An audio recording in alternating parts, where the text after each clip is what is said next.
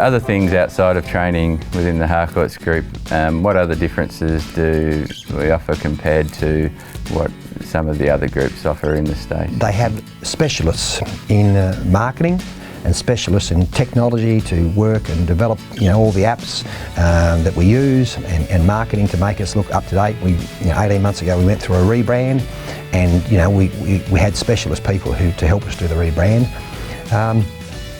We also, I suppose, as an organisation, have had a real push to get corporate business, which is to the benefit of our franchisees, and that means by building relationships with organisations from Housing Tasmania, public trusts, perpetual trustees, Anglican Church, Defence Housing, lots of mortgagee and possession companies. So we're trying to add value back to our franchisees by building these relationships.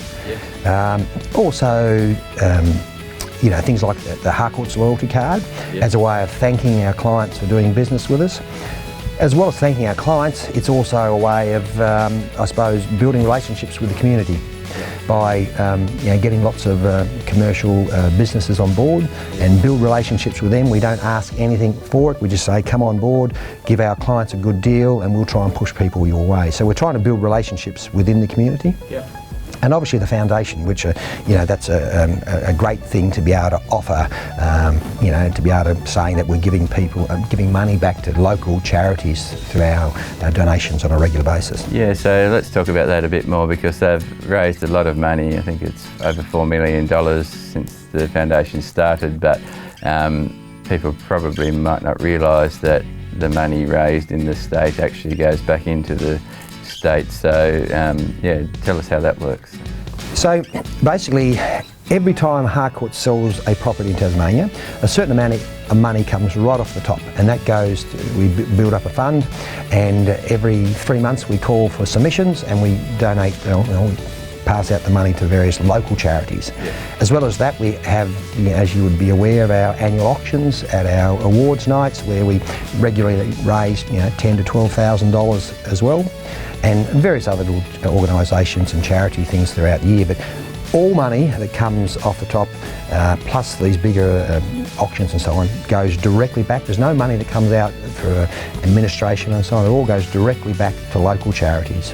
And then there are other events that's tied up with the foundation as well, that Harcourts does on a yearly basis, like the Walk a Mile and things like that. So I think the Walk a Mile's probably been going, I'm guessing, 4 years now. Certainly, I think 4 years in Victoria and probably 3 years in the rest of the country. It's obviously it's a terrible need. I suppose it's a terrible concern that we have to have this charity, to be able to raise money for this cause. But violence against women in particular is an ever-growing problem. So anything we can do to help raise the awareness and raise money which helps in the process of raising the awareness and educating young men about the situation is great. So we're trying to do everything we can to help that. You've obviously seen a lot of people added to the group and grown fairly quickly. Let's talk about what that looked like at the start as to where it is now, and the successes of the people that are within the group now, and some that have been through the group and left and are now in other businesses, and the amount of training that Harcourts has done and helped people in the state in the last sort of 12 or 13 years. When I was first started Harcourts back in 2003, no one had ever heard of Harcourts in Tasmania. It was a New Zealand brand which had been established in Queensland certainly since about 1997, so only 6 years prior. Were they in any other states at that point? Yeah, when I started they were in Queensland, South Australia, and they had a dual branded company in Western Australia. They hadn't gone into Victoria, and they, I think, were just going into New South Wales at the same time. So in my role as the CEO, to go around and convince people to join a brand which was New Zealand based, which we sometimes don't like, here in Australia. So to join a New Zealand brand which no one had ever heard of, no matter what they offered, and even back then their offering was fantastic compared to what we could do, was a challenge. But bit by bit, I gradually got people on board, and certainly there was a focus to get really good people.